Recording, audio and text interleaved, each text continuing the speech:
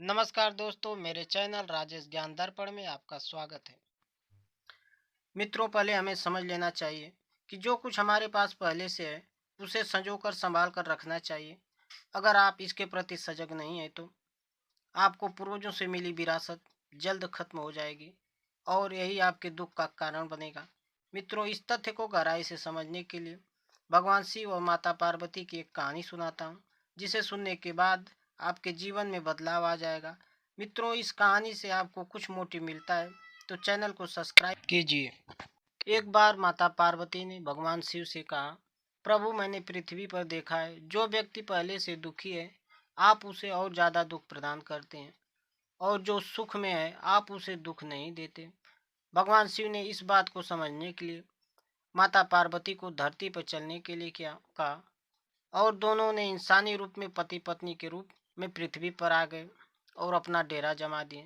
शाम के समय भगवान ने माता पार्वती से कहा कि हम मनुष्य रूप में यहाँ आए हैं, इसलिए यहाँ के नियमों का हमें पालन करना पड़ेगा और यहाँ भोजन करना होगा। इसलिए मैं भोजन की सामग्री की व्यवस्था करता हूँ, तब तक तुम भोजन बनाओ। भगवान के जाते ही माता पार्वती रसोई में चूल्हे को बनाने के लिए बाहर से ईंट लेने गई और गांव में कुछ जर्जर हो चुके मकानों से ईंटें लाकर चूल्हा तैयार कर दिया। चूल्हा तैयार होते ही भगवान वहां पर बिना कुछ लाए ही प्रकट हो। माता पार्वती ने उनसे कहा कि आप तो कुछ लेकर ही नहीं आए, भोजन कैसे बनेगा। भगवान बोले, पार्वती, अब तुम्हें इसकी जरूरत नहीं पड़ेगी। भगवान ने माता पार्वती से पूछा, तुम चूल्हा बनाने के लिए ईंट ईंटों को कहाँ से लेकर आई। तो इस पर माता पार्वती ने कहा, प्रभु, इस गांव में बहुत से ऐसे घर भी हैं जिनका रख रखाव सही ढंग से नहीं हो रहा है। उनकी जर्जर हो चुकी दीवारों से मैं ईंटें निकाल के ले आई। भगवान ने फिर कहा, जो घर पहले से खराब थे तुमने उन्हें और खराब कर दिया। तुम ईंटें उन सही घरों की दीवार से भी तो ले सकती थी। माता पार्वती बोली, प्रभु, उन घरों में रहने वाले लोगों ने उसका रख रखाव बहुत सही तरीके से किया है और वो घर सुंदर भी लग रहे हैं। ऐसे में उनकी सुंदरता को बिगाड़ना उचित नहीं होता।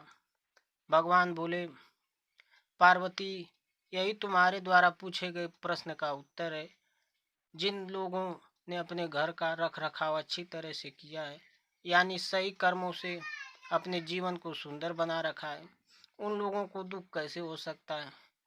मनुष्य के जीवन में जो भी सुखी है वो अपने कर्मों द्वारा सुखी है, और जो दुखी है वो अपने कर्मों द्वारा दुखी है।